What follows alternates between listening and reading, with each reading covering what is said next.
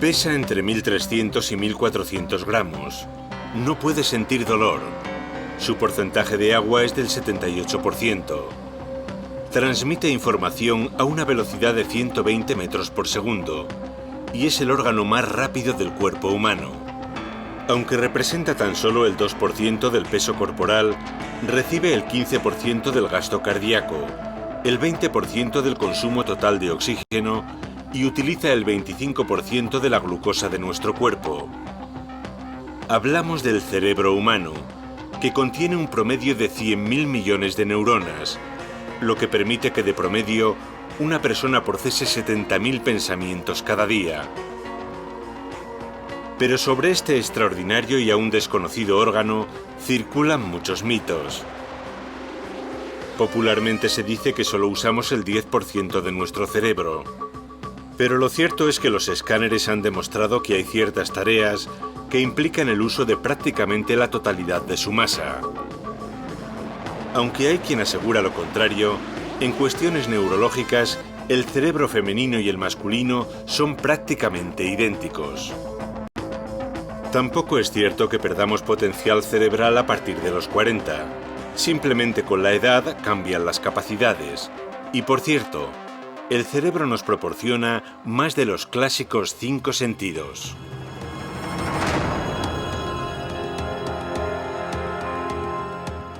El Parque de las Ciencias de Granada nos propone un interesante viaje al interior del cerebro en una exposición que llega por primera vez a Europa. En este gran espacio expositivo de 2.000 metros cuadrados, se nos invita a descubrir el funcionamiento y las características de un órgano desconocido y único, capaz de controlar pensamientos, acciones y sentidos. La exposición tiene una pequeña historia que creo que es muy bonita, ¿no? Surge cuando hace 4 años el David Harvey, el director, el responsable de exposiciones del Museo Americano de Historia Natural de Nueva York, visitando nuestro laboratorio de plastinación, vio que estábamos plastinando un cerebro humano de una mujer de Granada que había donado su cuerpo a la ciencia y que estábamos plastinándolo, ¿no?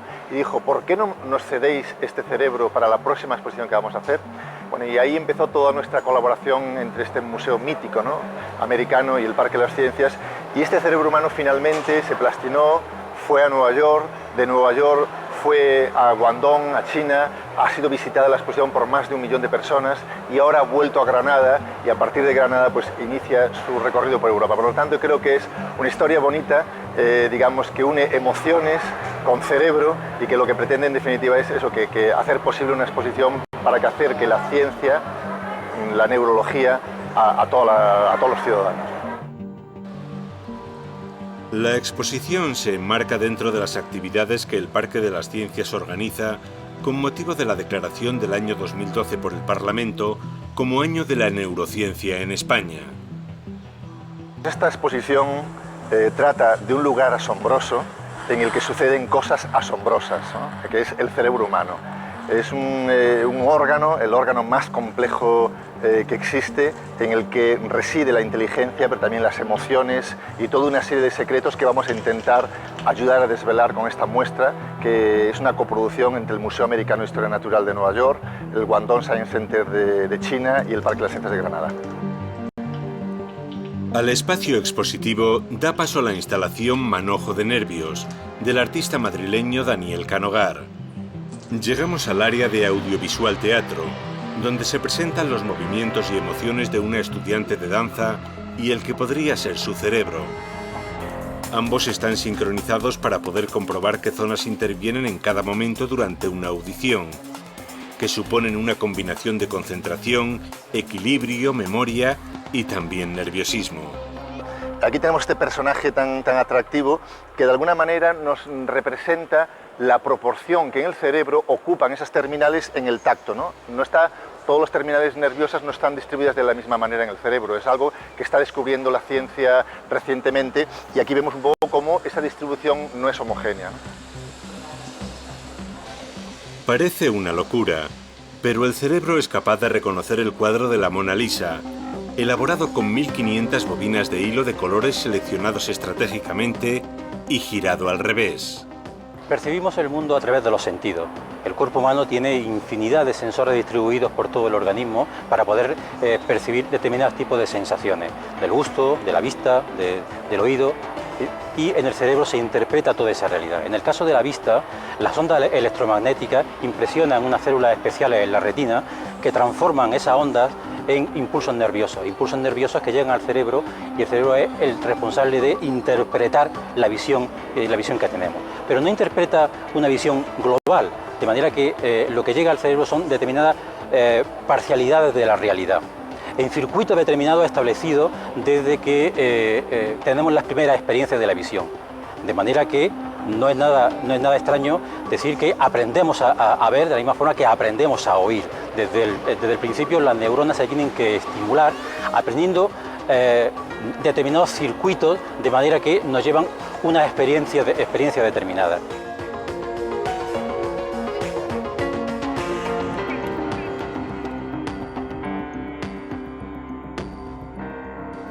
Una parte fundamental del estudio del cerebro son las neuronas, ¿no? Las células que forman el cerebro y todo el sistema nervioso son estas maravillosas células que llamamos neuronas, ¿no?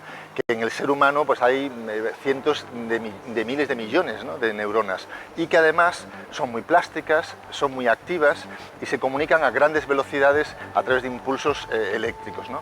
Esto es lo que hace que nuestro cerebro sea tan plástico, tenga esa capacidad, ¿no?, de procesar información y de retener información, ¿no?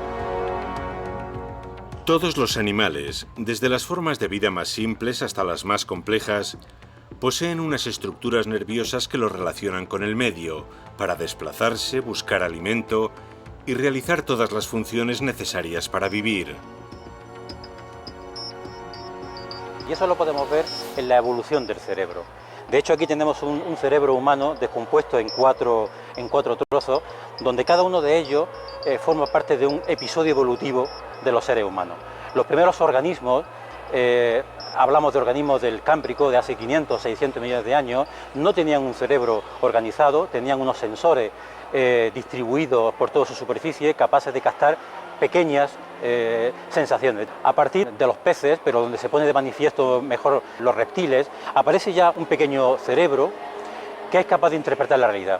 Ese cerebro se sigue manteniendo en los seres humanos, forma la parte más antigua, más central del cerebro, constituido por el cerebelo, los ganglios basales y el tronco encefálico, y es la parte del cerebro que mantiene todavía las cuestiones más básicas de alimentación, sexualidad, respiración, movimientos de los latidos del corazón, es decir, cuestiones muy básicas, imprescindibles para la vida, pero también la coordinación de los movimientos organizados por el cerebelo. Con la aparición de los mamíferos el cerebro se complica y aparece el sistema límbico. El sistema límbico abraza, rodea a este cerebro primitivo reptil, y en él se localizan las emociones. Es un centro neurálgico vital para el funcionamiento del ser humano. En él se encuentran ubicadas la memoria y gran parte de las emociones no intrínsecamente humanas. Estamos hablando del orgullo, estamos hablando de otras connotaciones y de emociones sociales. Con la aparición de los primates, el cerebro se complica y aparece un córtex. Córtex es la corteza exterior, muy arrugada, con muchas circunvoluciones, de manera que en poco volumen aumente mucho su superficie, y esto es debido a que se desarrollan en estos animales, estamos hablando de hace unos 65 o 70 millones de años, una característica también muy importante, que es la memoria. En los mamíferos se desarrolla la memoria, que es lo que ha capacitado a estos animales para poder sobrevivir. Pero en los primates y sobre todo en los seres humanos, esta corteza tiene un añadido además evolutivo, que es la corteza prefrontal. Esta corteza prefrontal capacita a los humanos para las habilidades más innatas, como son la inteligencia, el razonamiento y el lenguaje. Técnicamente, el cerebro humano tiene la capacidad de almacenar todas las experiencias, todo lo que se ve, todo lo que se oye e incluso todo lo que se siente. También las emociones humanas están gobernadas por el cerebro y son una mezcla de nuestros recuerdos con patrones que tenemos inscritos en nuestro propio cerebro, y hay todo un conjunto de neurotransmisores, de hormonas, pues que de alguna forma gestionan, ¿no? Pues el odio, el miedo, el amor, la pasión, el entusiasmo, ¿no? Y eso queda reflejado bueno, pues también en patrones de nuestra cara, de cómo nos expresamos ante los demás, ¿no? En los seres humanos es el hemisferio izquierdo el que por lo general contiene las áreas especializadas en el lenguaje. Si bien esto es cierto para el 97% de la gente diestra, se puede afirmar que los dos hemisferios contribuyen al procesamiento y la comprensión del lenguaje. Mi nombre es Mónica y estoy aquí para presentarte el español. A pesar del hecho de que el cerebro está protegido por los espesos huesos del cráneo, su delicada naturaleza lo hace susceptible a muchos tipos de daños y enfermedades degenerativas. Bueno, la comunidad científica está interesada en conocer cada vez mejor el cerebro por muchas razones, ¿no? Pero una de ellas también es por los motivos de salud, porque lógicamente hay muchas enfermedades que queremos comprender mejor por qué suceden para poder tratarlas y con el tiempo poder curarlas, ¿no? Aquí tenemos un ejemplo muy claro que es el del Alzheimer, una enfermedad devastadora que padecen muchas personas y que con el envejecimiento de las poblaciones aumenta su incidencia. Y lo que queremos es comprender por qué sucede para poder desarrollar fármacos que lo traten, lo mejoren y si es posible que lo curen, ¿no? Aunque el cerebro humano siga siendo el más desconocido de nuestros órganos, actualmente hay técnicas que nos permiten descubrir muchos de sus secretos. Afortunadamente, hoy en día disponemos de tecnologías maravillosas para poder entrar en el cerebro y comprender cómo es la actividad que se realiza en su interior, ¿no? La resonancia magnética nos permite ver qué zonas tienen actividad cuando estamos hablando un segundo idioma, cuando estamos ensayando un instrumento musical, y nos permite comprender un poco mejor cómo es esa compleja interacción de actividades en el cerebro, ¿no? Los progresos en biomedicina han hecho posible el trasplante de muchos de nuestros órganos, pero dada su complejidad, hasta la fecha no ha sido posible hacerlo con el cerebro. El futuro de la salud cerebral parece que vendrá del mundo de la cirugía y la cibernética. No estaría completa una muestra sobre el cerebro humano sin la presencia de uno de sus más grandes investigadores.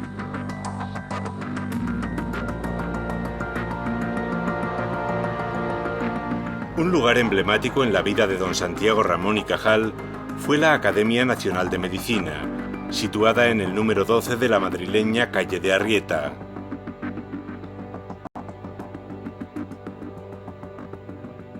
Sobre la talla científica y la figura del sabio aragonés, reflexiona el académico que ahora ocupa el sillón 38. La exposición del cerebro en el Parque de la Ciencia incluye una sección dedicada a la figura de Santiago Ramón y Cajal, que es el científico español más importante de toda nuestra historia científica y que es sin duda uno de los científicos más importantes en la historia de la ciencia. A veces no destacamos a esta figura en el ámbito científico universal, pero su contribución al conocimiento del sistema nervioso y del tejido nervioso es capital. Concretamente a Santiago Ramón y Cajal hay que destacar en él, deberíamos destacar en él tres cosas. Por una parte, su obra científica, por otra, su estilo ético, civil, sus características de comportamiento civil desde el punto de vista de lo que es y debe ser un científico. Y en último lugar también tenemos que conocer y tenemos que saber cuál es su forma de ser y de sentir el patriotismo, que era también una forma característica de ser que tenía y que presentaba esta importante figura que es don Santiago Ramón y Cajal. En cuanto a su obra científica, yo quiero destacar tres fundamentales aportaciones. La primera es la aportación que hace a finales del siglo XIX demostrando que la neurona es la unidad celular que constituye el tejido nervioso y por tanto el sistema nervioso. Es lo que se llama la teoría de la neurona. Y esto se oponía a la idea de que el sistema nervioso era una red muy compleja. En segundo lugar, la aportación fundamental es la textura del sistema nervioso del hombre y los vertebrados. Este es un libro capital en el que demuestra todas las redes de circuitos que hay en todas las estructuras del sistema nervioso. La tercera aportación fundamental la consigue después de recibir el premio Nobel, y precisamente en esta academia desde donde les hablo da su primera aportación hacia este último aspecto de su obra, que es la regeneración del tejido nervioso, la regeneración de las fibras nerviosas y de los nervios periféricos. Es, por tanto, un pionero de lo que hoy conocemos como medicina regenerativa. Es fácil comprender cómo su obra científica, por estas tres características, es una obra que tiene absoluta vigencia. La visita a la exposición se termina en este taller didáctico donde podemos observar en vivo algunos de los misterios y capacidades del cerebro, en este caso de los animales.